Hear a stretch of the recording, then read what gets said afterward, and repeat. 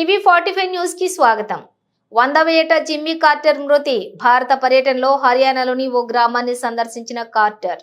ఆయన గౌరవార్థం విలేజ్ పేరును కార్టర్ పురిగా మార్చుకున్న గ్రామస్తులు. అమెరికా మాజీ ప్రెసిడెంట్ జిమ్మీ కార్టర్ 100 ఏళ్ల వయసులో ఆదివారం కన్నుమూశారు. కొంతకాలంగా అనారోగ్య సమస్యలతో బాధపడుతున్న కార్టర్ కుటుంబ సభ్యుల మధ్య తుది శ్వాస వదిలారని ఆయన ఫ్యామిలీ సోషల్ మీడియాలో పోస్ట్ చేసింది.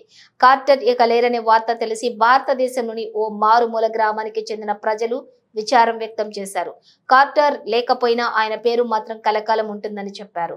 కార్టర్ పేరునే తమ గ్రామానికి పెట్టుకున్నట్లు వివరించారు. అదే హర్యానాలోని కార్టర్ పూరి గ్రామం. భారత్ లో పర్యటించినప్పుడు జిమ్మీ కార్టర్ ఈ గ్రామాన్ని సందర్శించారు.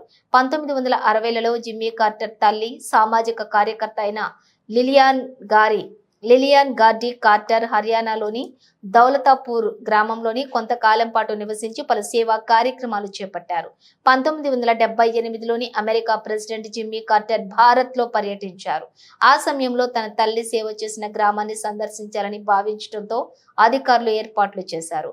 దౌలతాపూర్ ను సందర్శించిన కార్టర్ అక్కడి ప్రజలతో మాట్లాడి గ్రామ పరిస్థితులను అడిగి తెలుసుకున్నారు. లిలియాన్ కార్టర్ కుమారుడు అమెరికా అధ్యక్ష హోదాలో తమ గ్రామానికి రావడంపై దౌలతాపూర్ గ్రామస్తులు సంతోషం వ్యక్తం చేశారు. తమ గ్రామానికి దక్కిన గౌరవంగా భావించారు.